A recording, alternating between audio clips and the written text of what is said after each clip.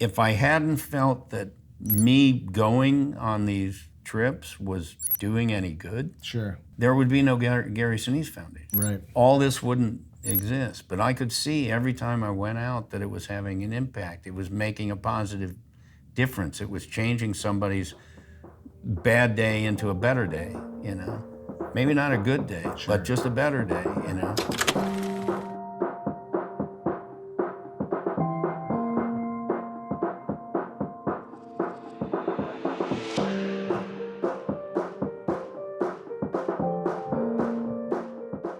I talked to a lot of friends before coming here, and I said, you know, if you had to ask Gary a question, what would you ask him? And I took a poll. I didn't get a lot of questions. I got a lot of thank yous. I got a lot of requests to thank you for your work with veterans. I had one friend who articulated, he said, I'm a son, a grandson, and a son-in-law of veterans, and I want you to thank him on my behalf. My wife's father is a Vietnam veteran, and she said much the same, and her uncles are Vietnam veterans. Friends across the board wanted more than anything than to ask questions were to thank you for your work with veterans. I was a little overwhelmed by all the thank yous I got asked to pass along. It's wonderful. Thank you for telling me that. Thank you. Yeah, for sure. You know, that makes me feel good. I want our veterans to know they're appreciated. And so when I hear that they do feel appreciated and they're sending me back a message, that makes me feel great because I want them to know I'm out there doing it. There was a time during the 60s and 70s where folks like my brothers-in-law, my wife's older brother, and then the younger of the two brothers, her sister's husband, all Vietnam veterans, they were coming home from war and people were spitting on them and, it was a terrible time to be a soldier back then. And they went through hell, a lot of them, saw a lot of bodies get hurt, lost friends. Then they come home and they get spit on. That was damaging to a lot of people, the war itself was damaging, but then to come home and get spit on after serving our country, terrible, shameful period in our country, the way we treated our military service members. And having those, those family relations so close and educating me at a certain time back in the 70s and 80s about that experience and what it was like. When we started deploying to Iraq and Afghanistan, my mission became not letting that same thing happen. And we were going into a period, and especially during the earlier period of the Iraq War, where the country was starting to divide itself between whether we should be there or whether we should not be there. And divide itself after a moment, and sorry, just to add one point, after a moment of unity. In post 9/11, there was a moment of unity and flags on every car. That was fleeting. And that went away pretty quickly. That went away pretty quickly. And then we went into a period of time during the Iraq War where things got very difficult for our troops. Yes. And the media started to turn. We had a divided government. Democrats, Republicans. People didn't like George Bush for what he was doing in Iraq. I just could see, like, oh my gosh, the same thing is happening to our, Iraq War veterans that happened to our Vietnam veterans. And I was making trips over there. Right. I was going over to say, hey, thank you, and I appreciate you, and, what can I do, and do you have a message for your family? I'll take it back with, whatever it is. I was trying to reach out wherever I could just to help them through that experience. I would sit with them and they would tell me, I'm sitting there in Iraq and, in some dining facility there or something, and they're telling me that they're watching the news and it's all bad news about Iraq, and they're saying, today I fixed a water heater for an Iraqi village. That today we did all these civil affairs projects to help the people here, and nobody's reporting any of that. They took me out to see Iraqi schools that they had rebuilt. And I saw the kids like wrapping their arms around our troops, and just the soldiers just playing with the kids, and the kids laughing, and all these wonderful things happening between our soldiers and the Iraqi people. None of that was really being reported at all, but I saw it with my own eyes. Right. And so I came home and I started shipping over school supplies, and we started a program called Operation Iraqi Children. We shipped hundreds of thousands of school supply kits over to our troops, and they would take them out and hand them out to the villagers and bring them into the schools and give them to the kids, and the kids would, so I could see a bunch of positive things happening. But it wasn't being reported, and I didn't want our troops to get caught in the middle of all that. So I just started doing whatever I could to help them through, and that became a mission. Is that when the Gary Sinise Foundation started to take shape in your mind, or was it a little after that? The first trips I made to Iraq or Afghanistan, they were all with the USO. Right. So I volunteered for the USO and started going out. Yeah. And doing that, and I could see the impact that I was having. Just here I am, this guy on TV or in the movies or whatever. I had a TV show at that time. CSI New York came on in 2004. So, and I was ramping up all my trips right around the same time. So I'd shoot the show, and then on my hiatus, I'd be in Afghanistan or somewhere, Yeah. I'd be going somewhere. It was a crazy amount of travel.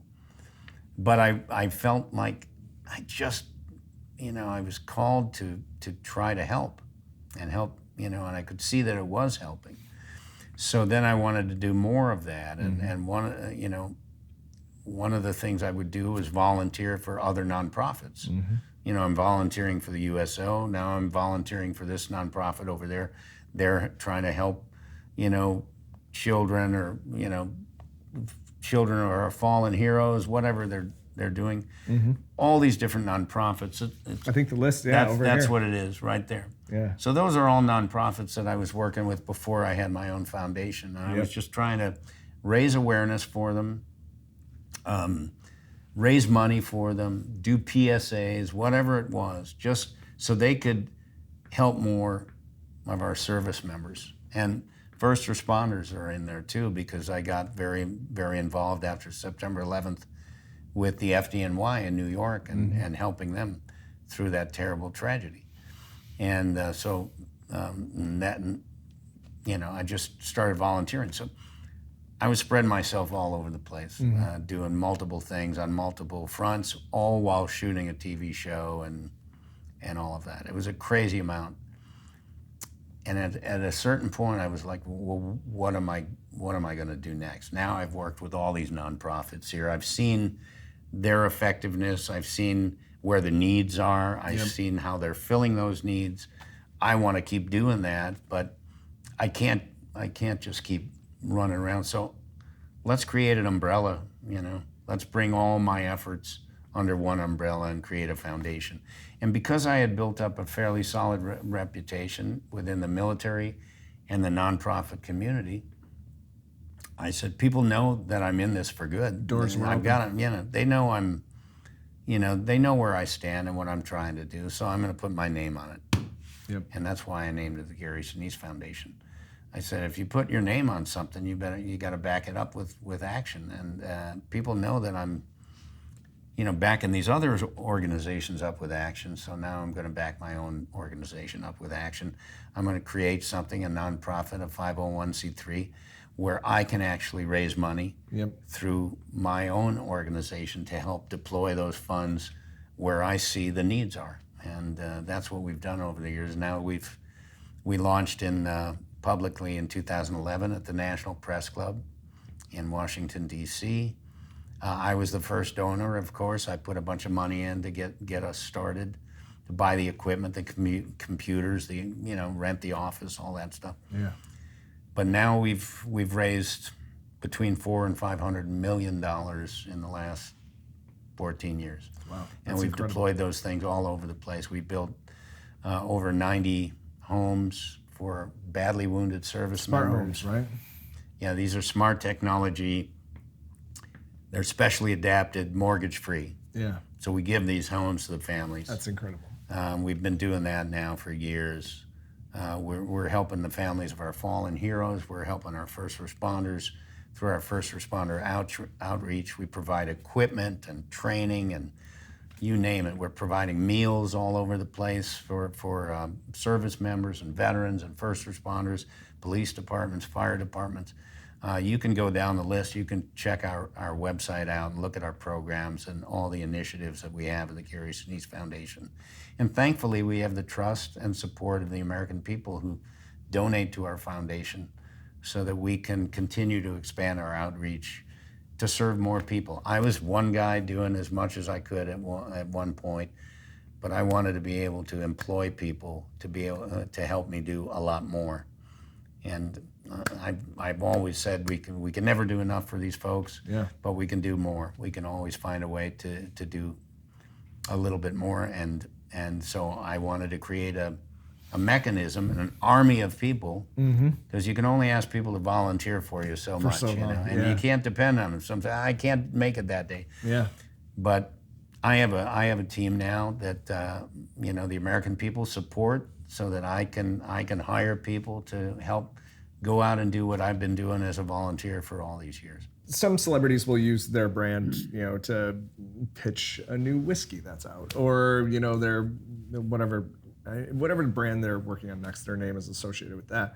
I think, what you just said about using your good fortune and your hard work to kind of direct this effort and build this effort, it stands out. I tell several stories in this book about the people that I've met over the years. Yeah.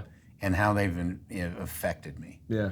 And the difficulties that they have faced. I talk about people. I talk about the first triple amputee I met at Walter Reed over 20 years ago. I talk about several of the wounded that I've met. I talk about the caregivers who are dealing with very, very severely wounded people, and their resiliency and their perseverance through all of that.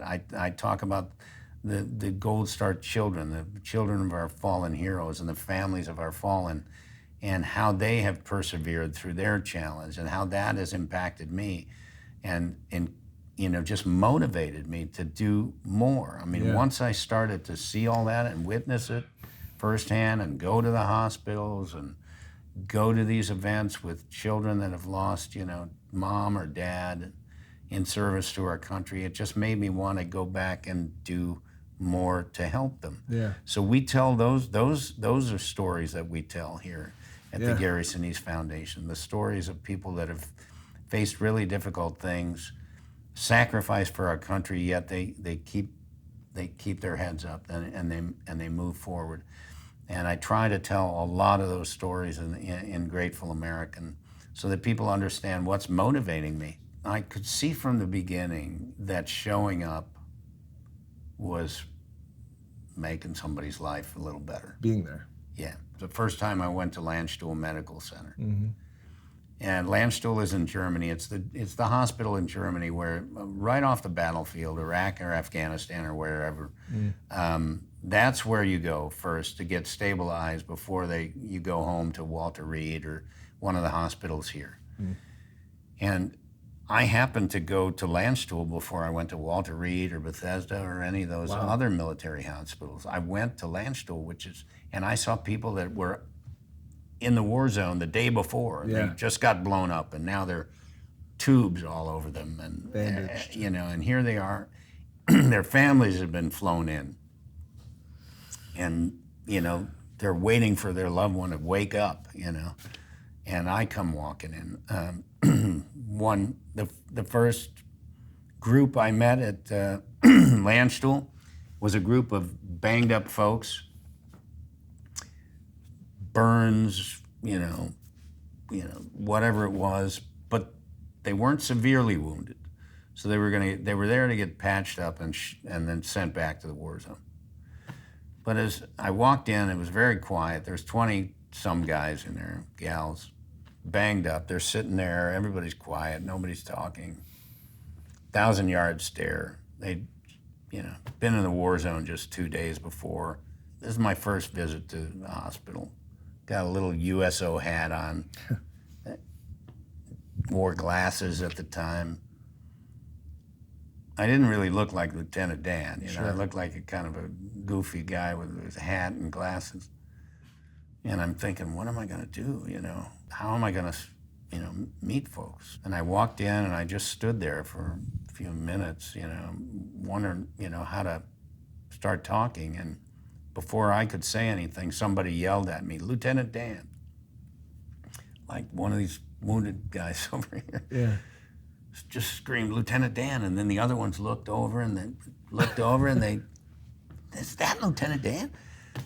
And all of a sudden, the whole mood in the entire room just changed. It went from this very somber, quiet thing to, happy guys, wanting their picture taken, and will you sign this for me, and blah, blah, blah. And tell me, hey, Lieutenant Dan, you ain't got no legs, and, whatever, making jokes and all that stuff. Wanting to know about Tom Hanks or of something. Course. And all of a sudden I'm talking and, I was nervous before I went in, but by the time I left the room, they were all happy, feeling good. I took pictures with everybody and everything like that. And then I relaxed and I felt good. And it was the very first time I walked into a hospital. And I walked out of there knowing that I just impacted those folks just by coming in. Boosted spirits. I didn't really try to do anything. I just walked in. I was going to say, hi, I'm Gary, and, how you doing? But Yeah. Because I was Lieutenant Dan, the whole mood changed. Everybody knew Lieutenant Dan. Of course. They didn't even know what my name was. Sure. But they knew my face from Lieutenant Dan. And I could see that I was having an impact just by showing up. On the bus, I remember the feeling I had leaving in the van and thinking about what I'd just done, and I felt good. Mm. I felt good. I felt like I'd helped. And you wanted to do it again.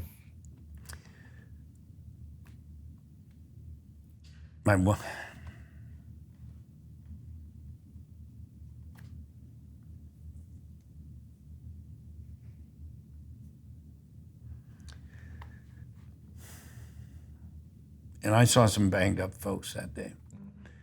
But I wanted to do it again. I wanted to go back again. So within 2 weeks, I was at Walter Reed for the first time, and I was at Bethesda, and I walked in.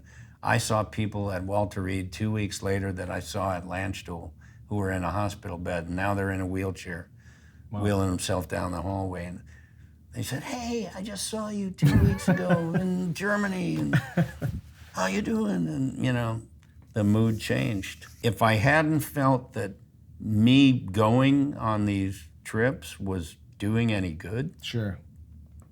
or having any kind of a positive impact, Yeah. there would be no Gary Sinise Foundation. Right. All this wouldn't exist. But I could see every time I went out that it was having an impact. It was making a positive difference. It was changing somebody's bad day into a better day, Maybe not a good day, Sure. but just a better day, I wanted to be a person who took the time with these folks. I was not there for any other reason than them.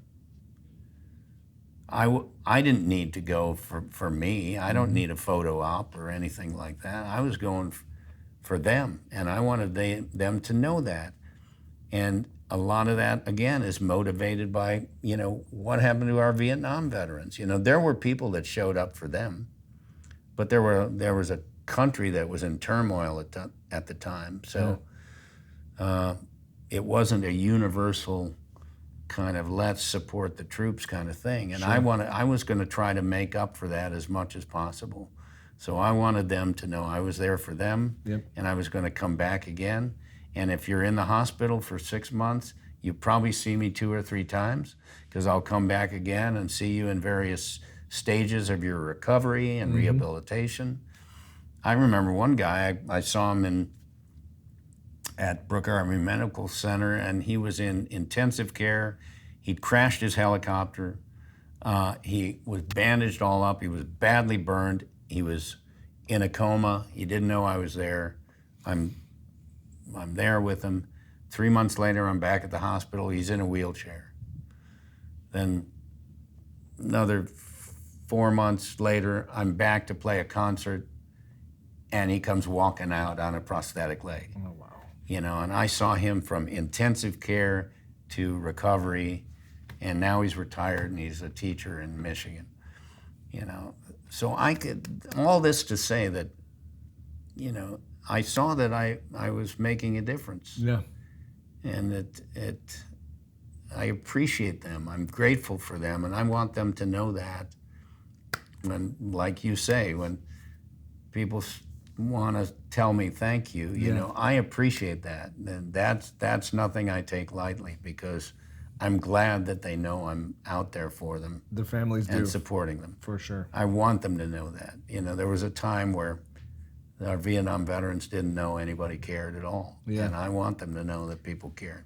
There are so many people that, you know, serve our country and go through difficult things and then go back to their small towns and nobody ever hears from them again, and they struggle.